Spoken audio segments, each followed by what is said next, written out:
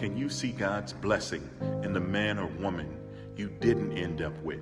The one you cried about being with, the one you became depressed over not being with, the one that you thought your life would be totally over if you didn't end up with. Can you see your blessing in the job you didn't get, in the house you weren't approved for, in the deal that fell through, the opportunity that never presented itself? Can you see your blessing within that? Sometimes you have to be pushed. Sometimes you have to be agitated. Sometimes you have to be dealt disappointment. Sometimes you have to be provoked into uncovering the passion, the drive, and the fight that is the you within you. So sometimes it's the people that call you stupid that make you want to study. It's the people that call you dumb that make you want to get smarter. It's the people who say you can't that make you want to show them you can. So remember, sometimes it's the challenge before you that provokes the power within you. Sometimes you have to be provoked into your destiny. You've been second guessing yourself lately, experiencing internal doubt, struggling with your confidence, procrastinating, and making excuses. And that is why it may feel as though the walls are closing in. You were placed in this uncomfortable position to provoke your faith in yourself, to provoke your belief in you, to provoke your personal growth. Your wings have already been mounted. You just need to jump. You were chosen for the challenge. You are fit for the fight. You were built for the battle, and you are wired to win. Despite what you've been conditioned to believe in the past, understand that you are the key. You are the gift. You are the answer to the prayer. You have been functioning with the mindset of the patient.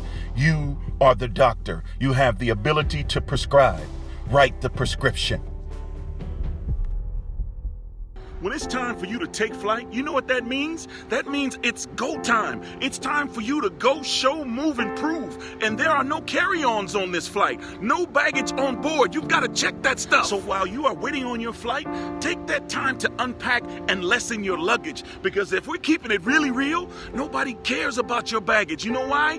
They have their own. So take that pre-boarding time to deal with the fact that your father wasn't there, or that your mother didn't acknowledge you, or you were raised here, raised there, didn't have this, didn't have that, or unpack those things that you're still holding on to that happened to you when you were 12. Because believe it or not, there are people out there right now who are trying to give you a jump, but they can't connect to corroded cables. There are people out there who are trying to plant seeds in you, but they can't plant a seed in hardened ground. So do what you need to do to prepare for flight.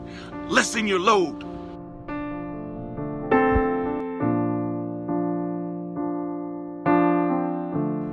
In order for true change to occur, you have to understand what has to change. You see, a lot of us are trying to change the physical. A lot of us are trying to change the flesh.